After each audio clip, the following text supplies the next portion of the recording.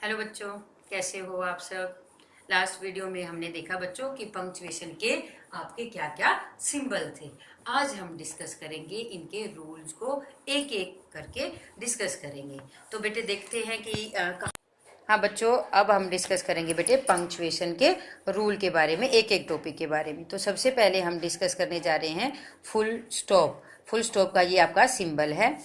It is use at the end of the assertive and imperative sentence की जो assertive sentence, जो simple sentence होते हैं हाँ यस और नो वाले, या फिर इम्पेरेटिव सेंटेंस जिसको आज्ञा सूचक वाक्य कहते हैं, उनके लास्ट में किसका प्रयोग किया जाता है? आपका फुल स्टॉप का प्रयोग किया जाता है। ये तो आपका एसर्टिव सेंटेंस का एग्जाम्पल दे रखा है।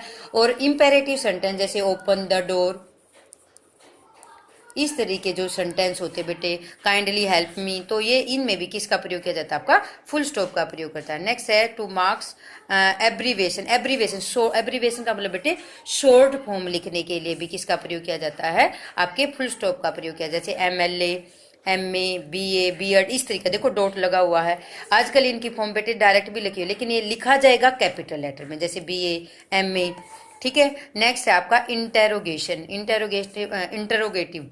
तो इंटेरोगेटिव का ये सिंबल है, आप इसका कहाँ यूज करोगे? It is used after a direct question. किसी से आप क्वेश्चन पुट अप कर रहे हो तो आप किसका प्रयोग करोगे?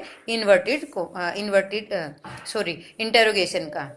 जैसे what are you doing these days. एक कंफ्यूजन हमेशा बच्चों को होती है बेटे, जब व्हाट के बाद या WH की फैमिली के बाद हेल्पिंग वर्ब होता है तो वो तो आपका होता है इंटेरोगेटिव। लेकिन अगर WH की फैमिली के जस्ट बाद सब्जेक्ट का प्रयोग होता है, नाउन या प्रोनाउन का यूज होता है, तो वो आपका होगा एक्सक्लेमेशन। जैसे what a beautiful flower, what a nice day, तो ये आपका होगा एक्सक्लेमेशन। Is it clear?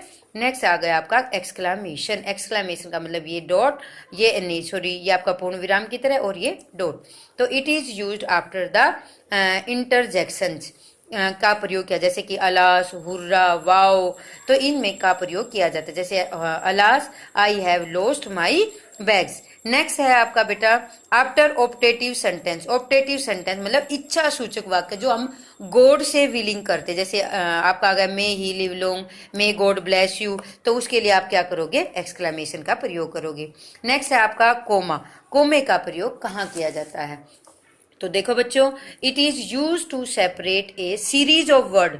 बहुत सारे वर्ड जैसे pen, pencil, book, Ram, Shyam, Geeta, Babita, तो इन तरीके से जहाँ सेपरेट करना, वहाँ पे सेपरेशन करना, तो वहाँ पे कोमे का प्रयोग किया जाता है। नेक्स्ट है आपका to separate reported verbs to reported speech. Very important thing, जो ये बहुत बार पेपर में भी पूछा जाता है। He said to me, for example comma, inverted comma, use of comma, कि ये होगा आपका रिपोर्टेड स्पीच, ये होगा आपका रिपोर्टिंग वर्ब।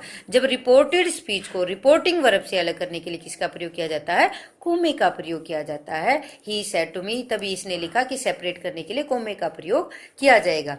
नेक्स्ट आपका to separate pair of words. बहुत सारे वर्ड जैसे कि ओल्ड एंड यंग हो गया, इनको अलग करने के लिए। और कौन है? Rich and poor, high and low. तो इस तरीके से दो चीजों को जो एंड से जुड़ी हुई हों तो उनको भी सेपरेट करने के लिए कोमे का प्रयोग किया जाता है। नेक्स्ट वेरी इंपॉर्टेंट, किसी को एड्रेस करने के लिए, किसी को एड्रेस करने के लिए भी कोमे का प्रयोग किया जाता है। जैसे Ram comma post this letter, जैसे रामायण में भी आपने देखा सीते, सीते, जैसे वो कहा कि कहाँ गए कहाँ गए, तो इस तरीके से वो एड्रेस कर रहा था, तो वहां पे भी कोमे का प्रयोग किया जाएगा। Next some additional information is put within the commas. कुछ एडिशनल इंफॉर्मेशन देने के लिए, जैसे द गंगा, गंगा के लिए एडिशनल इंफॉर्मेशन है। कौन है Ganga? The Holi river. Additional information है, देने के लिए भी कोमे का प्रयोग किया जाता है। दोनों जगह देखो, राइजेज फ्रॉम द हिमालयज, वरना सीधा लिख देते the Ganga rises from the Himalayas, लेकिन एडिशनल इंफॉर्मेशन क्या है? A holy river. नेक्स्ट है to separate subordinate clause and the principal clause. ये भी बेटे आपके, या फिर हम कहेंगे कंडीशनल क्लोज की तरह ही होते हैं, कि कहने का मतलब क्लोज एक दूसरे पर, उपवाक्य जिसे कहते हैं हिंदी में, एक दूसरे पर जो डिपेंड होते हैं। If you work hard you will pass. देखो कंडीशन लगी, मेहनत करोगे तो पास होगे। तो ऐसे ही सबॉर्डिनेट क्लोज को, ये होगा subordinate subordinate clause, principal clause से अलग करने के लिए किसका प्रयोग किया जाएगा बच्चों? कोमे का प्रयोग किया जाएगा। Next, some phrases are put within commas, कुछ फ्रेजेज जैसे कि होता है after all, on the floor, on the table, however, no doubt, इन चीजों को भी शो करने के लिए हमेशा किसका प्रयोग करोगे बच्चों? कोमे का प्रयोग करोगे। नेक्स्ट है आपका कोटेशन मार्क्स, या फिर हम जिसको कहते हैं inverted commas. It is use to enclose exact word of the speaker, किसी के कहे हुए शब्दों को लिखने के लिए हमेशा इन्वर्टेड कोमाज का प्रयोग किया जाएगा। जैसे देखो, ही सेड, उसने कहा, क्या कहा? आई एम ओके, मैं बिल्कुल ठीक हूं। तो कहे हुए शब्दों के लिए इन्वर्टेड कोमाज का प्रयोग किया जाएगा। देखो बच्चों, इस बात का ध्यान रख लेना कि इन्वर्टेड कोमाज कई बच्चों को लगाना ही नहीं आता, या फिर इन शॉर्ट ये लगा लीजिए अपनी आम भाषा में कि यहाँ पे तो 66 रहेगा और यहाँ पे 99 की तरह रहेगा, लेकिन लगाना ही। एक बात और रखना बेटे कि पहले फुल स्टॉप या इंटेरोगेटिव या एक्सक्लेमेटरी साइन होगा, उसके बाद कोमे क्लोज होंगे। ये नहीं कि कई बच्चे तो पहले कोमे क्लोज कर देते फिर उसके बाद कोई सिंबल लगाते, तो दैट इज रॉन्ग। नेक्स्ट है name of the books, magazine, magazine के नाम, बुक्स के नाम, पोएम के नाम जो स्पेसिफिक दे रखे हो तो उसको शो करने के लिए, जैसे हम आपके हिंदी इंग्लिश में नहीं लिखते, पोएट का नाम लिखते हैं, पोएम का नाम लिखते हैं, हमेशा उसके लिए किसका प्रयोग करते हैं? कोमाज का प्रयोग करते हैं। नेक्स्ट है आपका यूज एपेस्टोपी, एपेस्टोपी ऊपर लगता है to show the omission of the letter, letter omission मतलब जिसमें कोई चीज गायब करनी, ओमिशन अपवाद करना, जैसे कि डोंट, जैसे इसमें ओ आउट कर दिया तो किसका प्रयोग किया? एपेस्टोपी। आई विल, तो किसका प्रयोग किया? एपेस्टोपी का प्रयोग किया। To form the possession form, possessive form का मतलब होता है बेटे प्लूरल के रूप में यूज करें, जैसे विमेन, विमेन्स कॉलेज, प्लूरल है ना, MEN, इसको वुमेन नहीं बोलेंगे, विमेन, विमेन्स कॉलेज, या फिर गर्ल्स स्कूल या गर्ल्स हॉस्टल। तो यहाँ पे देखो प्लूरल के बाद कोमा लगाने के बाद वो क्या हो जाता है? प्लूरल काउंट हो जाता है। Next, to form the plural of the letters and figures, जैसे इसमें प्लूरल शो करने के लिए 6 का प्लूरल करेंगे, 6, हर 6 रोल नंबर इस हाउस में है, जैसे तो ये क्या कहेंगे? 6th, 5th, 5th, फिर MBAs, ठीक है, जितने भी MBAs है। तो सेमी कोलन का प्रयोग कहाँ किया जाता है? सेमी कोलन का प्रयोग बेटे एक बेसिकली पहचान ये कि जहाँ पे थोड़ा सा रुकना, हल्का सा कोई बाहर आ जाता है तो हम थोड़ी देर रुकते हैं ना, कि सुनते हैं, पोज देते कि क्या कहा गया, ठीक है। तो it is use to the speaker the chase of the compound sentence. For example, he said, उसने, ही वेंट आउट, वो निकल गया, थोड़ी देर रुका। ही हेल्प द ओल्ड मैन, उसकी मदद की, और ही कम बैक, और वापिस आ गया। नेक्स्ट है बेटे to separate the pair of the word, separate करने के लिए जोड़े, जैसे कि हम कंफ्यूज वर्ड करते हैं, फेयर फेयर, गेट गेट, ठीक है ना, इस तरीके स्टील स्टील। तो इन चीजों को शो करने के लिए भी किसका प्रयोग किया जाता है? सेमी कोलन का प्रयोग किया जाता है। ध्यान से बेटे, डॉट और नीचे कोमा। नेक्स्ट है कोलन, कोलन और जो हमने इन्वर्टिज कोमाज में प्रयोग नहीं किया था बेटे, किसी के कहे शब्दों को कोमा इन्वर्टिज कोमाज बिगिन, तो वहां पे जो कोमा लगाया था उसकी जगह हम कई बार कोलन भी यूज कर सकते हैं, लेकिन ज्यादा प्रचलन में बेटा अपना क्या है? कोमा है, इसलिए हम कोमे का ज्यादा प्रयोग करते हैं, लेकिन कोमा और कोलन में कोई ज्यादा डिफरेंस नहीं है।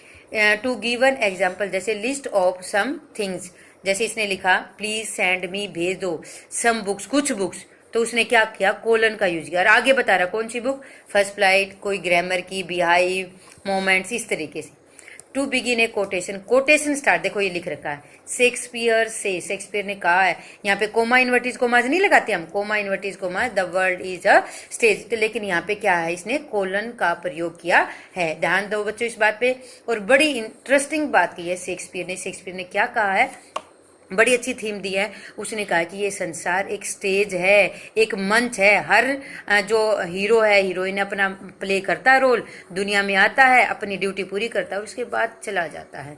तो the world is a stage, we play it and then go out. Very famous quotation या लाइन कह सकते हैं, डैश और डैश। अब करेंगे डैश, डैश का यूज बहुत जो है, मतलब ध्यान रख लेना बेटे, मैंने पहले ही बताया आपको फर्स्ट वीडियो में कि डैश थोड़ा सा डार्क होता है और थोड़ा सा लंबा होता है, मतलब बिग लगा लीजिए।